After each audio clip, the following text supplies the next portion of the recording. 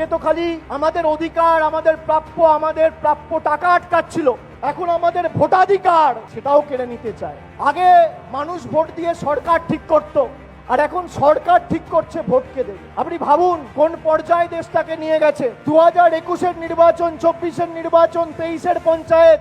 আগে এদের যে শাখা সংগঠন ছিল ইডি, সিবিআই, ইনকাম ট্যাক্স, এদেরকে বাজারে ছেড়ে দেখা হয়েছে। মমতা ব্যানার্জি আর তৃণমূল কংগ্রেসের সাথে লড়তে গিয়ে বাংলার 10 কোটি মানুষ এদের বোকাত্তা করে বার করে দিয়েছে। এখন তাই নতুন সহকারী সংস্থা ইলেকশন কমিশনকে নামিয়েছে। ইলেকশন কমিশনকে নামিয়ে যাতে মানুষ ভোট দিতে না পারে, যাতে সংখ্যালঘু ভাইয়েরা ভোট দিতে না পারে, তপশিলি বোনেরা ভোট দিতে না পারে, জনজাতি যুবকেরা ভোট দিতে না পারে, কৃষকেরা ভোট দিতে না পারে, শ্রমিকেরা ভোট দিতে না পারে, সর্বোপরি বাঙালি 10 কোটি বঙ্গবাসী ভোট দিতে না পারে। ইলেকশন কমিশন তৈরি হওয়ার সময় যে বঙ্গ সন্তান বসেছিল তার নাম হচ্ছে সুকুমার সেন। প্রথম যে ইলেকশন কমিশনার ছিল সেটাও একজন বাঙালি ছিল।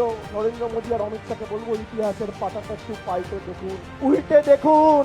বাঙালির সাথে লড়াই যদি করতে যান, বাঙালি কি জিনিস আগে বুঝে আসুন, বাঙালি কি ধাতুতে তৈরি আগে বুঝে আসুন।